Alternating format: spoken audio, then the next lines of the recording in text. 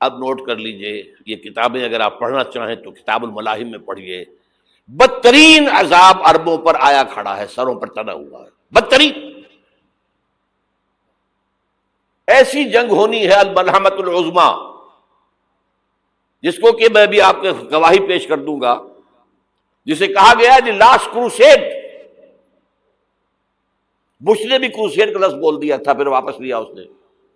نکل جاتی ہے جس کے منہ سے سچی بات مستی میں. فقیہ مصلحت بین سے اور ہندے بادہ خار اچھا، کروسیڈ کہہ کر پھر واپس لیا. یہ کروسیڈ،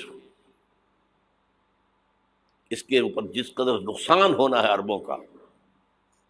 گریٹر اسرائیل بنے گا، یہ عراق، شام، اردن، سعودی عرب کا کچھ شمالی علاقہ، ترکی کا جنوبی علاقہ، مصر کا صحرائے سینا، اور اس کے ساتھ ہی جو بہترین اس کا زرخیز ترین علاقہ ڈیلٹا آف نائل، یہ سب یہودیوں کے قبضے میں جائیں گے. اس کو حدیث میں کہا گیا الملحمۃ العظمی. عیسائی 80 علم لے کر مسلمانوں تم پر حملہ آور ہوں گے، اور ہر علم کے نیچے 12,000 فوج ہوگی، 9.5 لاکھ فوج. یہ نیٹو کی تیاری کس کے لیے ہو رہی ہے؟ جب یو ایس ایس آر کا خاتمہ ہوا تو پوچھا گیا تھا نیٹو چیف سے، اب کس لیے؟ تمہارا وہ دشمن تو ختم ہو گیا، اب ہمیں اسلامک فنڈامنٹلزم سے نمٹنا ہے. وہ جانتے ہیں خطرہ یہی ہے. اب اسلام ابھر سکتا ہے، مسلمانوں کے سینوں کے اندر وہ آگ ہے، اوپر خاکستر آ گیا ہے، تم پہ اٹھانا بیٹھنا. یہ اندر تو انگارہ ہے، اوپر سے راکھ ہے، اس سے دھوکہ نہ کھا جانا ان کے دلوں کے اندر. اور بش نے کہا تھا مسلمان چاہتے ہیں کہ ہسپانیہ سے لے کر انڈونیشیا تک نظام خلافت قائم کریں.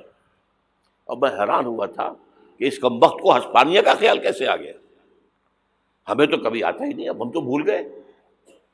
وہ تو 500 برس پرانی بات ہے، جبکہ وہاں سے ہمیں نکال دیا گیا تھا. اگرچہ اقبال نے کہا تھا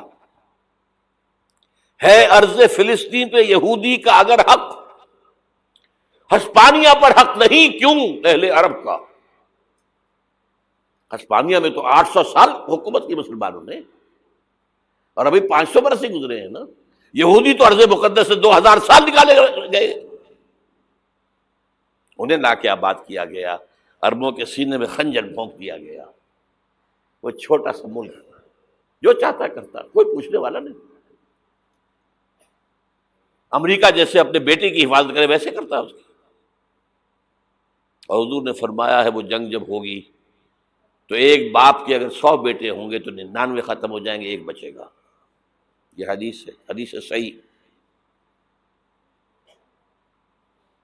اور آپ نے فرمایا ویل للعرب من شر قد اقترب، عربوں کے لیے ہلاکت ہے، عربوں کے لیے بربادی ہے اس شر سے جو قریب آ چکی ہے. اور آج جس طرح انہوں نے ان کی تہذیب کو اختیار کر لیا ہے، دبئی جا کر دیکھیے، بدترین مغربی معاشرہ جو ہے وہ دبئی کے اندر ہم نے قائم کر کے دکھا دیا. اب سعودی عرب اس راستے پر بڑھ رہا ہے.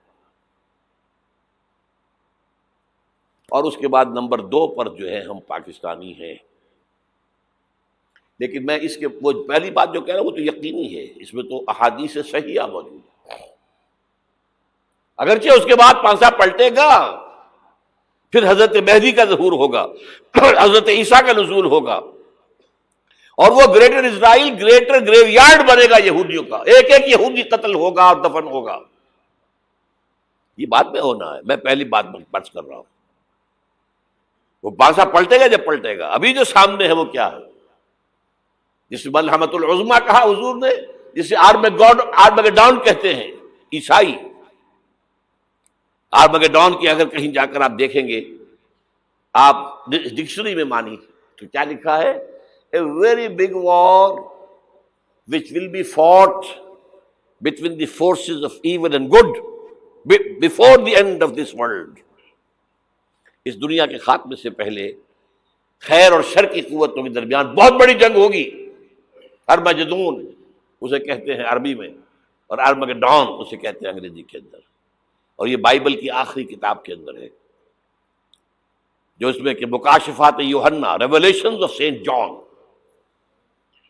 یہ تو میں کہہ رہا ہوں یقین کے ساتھ، اور زیادہ دور نہیں ہے، آیا چاہتا ہوں. اس لیے کہ یہودیوں کا اور عیسائی جو کنزرویٹوز ہیں، نیو کنزرویٹوز، ان کا 5 نکاتی ایجنڈا ہے متفق علیہ، جس کے تحت کہ یہ جنگ صلیبی شروع کی گئی ہے. وہ سن لیجئے آپ. آرمیگیڈون نمبر 1، گریٹر اسرائیل قائم ہو جانا اس کے نتیجے میں نمبر 2، مسجد اقصی اور قبۃ الصغریٰ کو گرانا نمبر 3، وہاں تھرڈ ٹیمپل، وہ مسجد جو حضرت سلیمان نے بنائی تھی 1000 قبل مسیح میں، پھر برباد کی تھی نبوکدنضر نے، دوبارہ بنائی گئی، پھر دوبارہ ختم ہوئی 70 عیسوی تک گری پڑی ہے. ان کا خانہ کعبہ گرا ہوا ہے 70 عیسوی سے لے کر آج تک. ایک دیوار ہے ویلنگ وال، جہاں جاتے ہیں، روتے ہیں، پیٹتے ہیں، ماتم کرتے ہیں، وہاں وہ بنے گا تھرڈ ٹیمپل. اور نمبر 4، اس میں لا کر رکھا جائے گا تخت حضرت داؤد کا. یہ تخت کہاں ہے اس وقت؟ یہ لندن شریف کے اندر، جو ان کی پارلیمنٹ کا جو چرچ ہے، ویسٹ منسٹر ایبے، اس میں رکھا ہوا ہے. ایک پتھر تھا جس پر بٹھا کر حضرت داؤد کی تاج پوشی ہوئی، پھر حضرت سلیمان کی ہوئی، پھر وہ پتھر رکھ دیا گیا جب حضرت سلیمان نے بنایا ہیکل مسجد اقصی، وہاں رہا وہ. ہر بادشاہ جو تھا یہودی اسی کے اوپر بٹھا کر اس کی تاج پوشی ہوتی تھی. سن 70 میں ٹائٹس نے گرایا اسے، ہیکل کو، وہ پتھر لے گیا، وہاں سے روم گیا، روم سے آئرلینڈ گیا، آئرلینڈ سے اسکاٹ لینڈ آیا، اسکاٹ لینڈ سے انگلینڈ آیا، اور اب وہ رکھا ہوا ہے 14ویں صدی عیسوی سے آج تک. وہ ویسٹ منسٹر ایبے میں رکھا ہوا، ایک کرسی کی سیٹ میں اسے بنا دیا گیا ہے تخت کی شکل میں. اب انگریزوں میں کوئی ملکہ ہو، کوئی بادشاہ ہو جس کی بھی تاج پوشی ہونی اس میں ہوتی. یہ لا کر رکھا جائے گا تھرڈ ٹیمپل میں، اور اس پر یہودیوں کے خیال کے مطابق ان کا مسیحا آئے گا جو مسیح دجال ہوگا. عیسائیوں کے خیال کے مطابق حضرت عیسیٰ آئیں گے، وہ ہمارا بھی خیال ہے حضرت عیسیٰ آئیں گے علیہ السلام. بہرحال یہ تو بات کی باتیں ہیں نا. اس وقت جو میں عرض کر رہا ہوں، عربوں پر بہت بڑا عذاب، اور پاکستان کا معاملہ البتہ یہ ہے، میں یقین سے نہیں کہہ سکتا. ہینگنگ ان دی بیلنس، ہو سکتا ہے اللہ تعالیٰ ہم پر رحم فرمائے، ہو سکتا ہے، اگرچہ اس کی کچھ شرائط ہوں گی.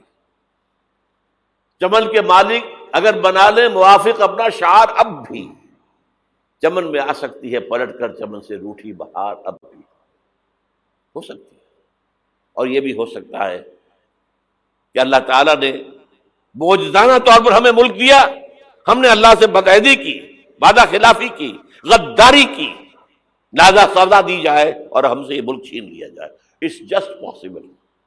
دور نہ سمجھے اسے، انہونی بات نہ سمجھے. جو گھیراؤ ہو رہا ہے آپ کا، آپ کے مغرب میں نیٹو فورسز اور مشرق میں بھارتی فورسز گدھوں کی طرح بیٹھے ہوئے انتظار کر رہے ہیں پاکستان اور ڈسٹیبلائز ہو جائے، یہاں اور بدامنی ہو جائے. اب لاہور میں پھر آج دھماکے ہو گئے ہیں. 2 دن پہلے کا دھماکہ میں سہ کے آیا ہوا ہوں، آپ کے سامنے بیٹھا ہوں. وہ جانیں بچی ہیں، جو ہماری اکیڈمی کا حشر ہوا وہ میں آپ کو نہیں بتا سکتا. یہ سارا کیوں ہو رہا ہے؟ تاکہ یہاں بدامنی ہو جائے اور ہمیں جواز مل جائے. مغرب سے نیٹو فورسز داخل ہو جائیں، مشرق سے بھارتی فورسز آ جائیں، اور ہمارے ایٹمی دانت توڑ کر اور پھر ہمیں بھارت کے سامنے ڈال دیا جائے. نو ڈو ایز یو لائک. یہ ان کا نقشہ ہے. ہوگا کیا وہ اللہ جانتا ہے، ہوگا وہ جو اللہ چاہے. لیکن اللہ کا چاہنا جو ہے وہ کس پر منحصر ہے؟ یہاں انقلاب برپا کرو، یہاں اسلام لاؤ. اگر دھندوں میں لگے رہو گے تو وہ خود بخود نہیں آ جائے گا انقلاب. صحابہ نے جانیں دی تھی، کتنی تکلیفیں اٹھائی تھی. 12 برس تک مکی دور کے اندر با نشہ درویشی در ساز و دمادم زن، جو پختہ شبی خدرا بر سلطنت جم زن. یوم طائف یاد ہے جو حضرت عائشہ فرماتی ہے کہ میں نے پوچھا تھا حضور سے کہ یوم احد سے زیادہ سختی بھی آپ پر کبھی آئی؟ یوم احد پر کیا ہوا تھا؟ تلوار کا وار پڑا تھا آپ کے چہرہ مبارک، یہ جو رخسار کی ہڈی ہے اس کے اندر وار گیا ہے، اوپر خود کی 2 کڑیاں تھیں وہ اس میں گھس گئیں، 2 دندان مبارک شہید ہوئے۔ وہ خود کی کڑیاں ایک صحابی نے اپنے دانتوں سے پکڑ کے کھینچنے کی کوشش کی، دانت نکل گئے، وہ نہیں نکلی، کیا جتن کر کے نکالی گئی ہوگی تو خون کا فوارہ آیا، اتنا خون گیا ہے کہ آپ بے ہوش ہو گئے، گر گئے، اور مشہور یہ ہو گیا کہ آپ کا تو انتقال ہو گیا، شہادت ہو گئی۔ یہ سیرت کبھی پڑھی ہے؟ حضرت عائشہ کے ہوش کا تو یہی دور تھا نا، یوم طائف میں تو آپ کی کیا تھی، بچی تھی، انہیں کیا پتا کیا ہو رہا ہے حضور کے ساتھ۔ 3 دن تک حضور مکے کی گلیاں اور وہاں کے اوباش لوگ پتھراؤ کر رہے گئے تھے اس امید میں کہ شاید وہاں کا کوئی سردار ایمان لے آئے، تو یہاں تو ابو طالب بھی فوت ہو گئے، یہی دنیاوی سہارا تھا، خاندانی سہارا تھا ابو طالب کے ذریعے، اور گھر میں ایک دلجوئی کرنے والی رفیقہ حیات تھی، وہ بھی، ان کا بھی انتقال ہو گیا۔ آپ نے کہا یہ عام الحزن ہے، اب تو سب کو طے ہو گیا قریش کو کہ اب جیسے قتل کر دو ان کو، اسی لیے آپ گئے طائف، شاید وہاں کا کوئی بڑا سردار مانے، ایمان لے آئے مجھ پر، تو میں اپنا مرکز ادھر شفٹ کر دوں۔ تینوں سے ملے ہیں، تینوں نے وہ جواب دیے ہیں، نکل جاؤ یہاں سے، میں تمہارے ساتھ بات بھی کرنے کو تیار نہیں۔ اچھا، تمہارے سوا کوئی نہیں ملا تھا اللہ کو نبی بنا کر بھیجنے کے لیے؟ دیکھو جاؤ، میں بات نہیں کرنا چاہتا، ہو سکتا ہے میں بے عزتی کر بیٹھوں، واقعی تم اللہ کے نبی ہو تو میں مارا جاؤں گا، جاؤ جاؤ جاؤ۔ یہ سلوک محبت کے ساتھ ہوا ہے۔ اور پھر چھوکروں کو، اسٹریٹ ارچنز جنہیں آپ کہتے ہیں، اشارہ کیا تھا، خبر لو ان کی، پتھراؤ ہو رہا ہے، ساتھ کوئی ہے ہی نہیں، ایک آدمی صرف، زید ابن حارثہ۔ اب سامنے سے پتھر آ رہے ہیں تو حضرت زید آگے آ جاتے ہیں، ڈھال بنتے ہیں، مجھے لگے پتھر حضور کو لگے، آپ پیچھے سے آ رہے ہیں، چاروں طرف سے تو ڈھال نہیں بن سکتا ایک شخص، جسم لہو لہان، خون جا کر جوتیوں میں جم گیا ہے، جوتی اتر نہیں۔ پھر وہاں سے واپسی پر جو دعا مانگی ہے، اللہم الیک اشکو ضعف قوتی وقلت حیلتی وہوانی علی الناس، اے اللہ تیری جناب میں فریاد لے کر آیا ہوں اپنی قوت کی کمی کا، اپنے وسائل کی کمی کا، اور جو ذلت و خواری ہو رہی ہے لوگوں کے سامنے، الا ملتقننی، مجھے کس کے حوالے کر دیا ہے، الا بعیدی یتجہمنی، یہ میرے اوپر ہجوم کر کے آ جائے، حملہ کریں، اور عدو من لگتا امرے، یہ دشمن کے حوالے میرا معاملہ کیا، جو چاہے کر دے وہ۔ لیکن پھر عبدیت غالب آتی ہے، ان لم یکن علی غضبک فلا ابالی، اللہ اگر تو ناراض نہیں ہے تو مجھے کوئی پرواہ نہیں، سر تقسیم خم ہے جو مزاج یار میں آئے، مجھے اندیشہ یہ ہے کہ تو ناراض تو نہیں ہوگی۔ یہ تکلیفیں جھیلی ہے، سینکڑوں صحابہ نے جانوں کا نذرانہ پیش کیا ہے، احزاب کی جنگ میں فاقوں پر فاقے ہو رہے تھے، اور ان فاقوں کی حالت میں خندق کھودنے کا حکم ملا ہے، لوگوں کی کمریں دوہری ہو رہی ہیں، پتھر باندھے ہیں اپنے پیٹوں سے، اپنے چادروں کے ساتھ کس کر، قبر دوہری نہ ہو جائے۔ اور جب صحابہ کدالیں چلا رہے ہیں تو کیا کہہ رہے ہیں؟ نحن الذین بایعوا محمدا علی الجہاد ما بقینا ابدا، اللہم لا عیش الا عیش الاخرہ۔ صحابہ کہتے تھے ہم وہ لوگ ہیں جنہوں نے محمد سے بیعت کی ہے کہ جہاد کرتے رہیں گے جب تک جان میں جان نکل جائے تو بات، اور جان ہے، چاہے ابھی بھوک سے کمر دوہری ہوئی جا رہی، جان تو ہے۔ اور ایک دفعہ کہتے تھے اللہم لا عیش الا عیش الاخرہ، اللہ عیش، زندگی تو آخرت کی زندگی ہے۔ اور حضور فرماتے تھے، حضور کے بیٹھے ہوئے نہیں تھے گاؤں تکیہ لگا کر، پتھر اٹھا کر خندق میں سے لے جا کر باہر پھینک رہے تھے، جب صحابہ کہتے ہیں اللہم لا عیش الا عیش الآخرہ، حضور فرما رہے ہیں فاغفر الانصار والمہاجرہ، اے اللہ ان انصار اور مہاجرین کی مغفرت فرما دے۔ پھر حضور کی خدمت میں کچھ لوگ آئے، حضور اب یہ فاقہ ناقابل برداشت ہو گیا، دیکھیے ہم نے یہ پتھر باندھے ہوئے اپنے پیٹوں کے ساتھ۔ حضور نے کرتا اٹھا کر دکھایا، وہاں 2 پتھر باندھے ہوئے۔ یہ ہے سیرت النبی۔ آپ کس چیز کو سیرت النبی سمجھتے ہیں؟ بہرحال اس موضوع پر میری ایک کتاب ہے منہج انقلاب نبوی، کہ انقلاب کیسے آیا تھا۔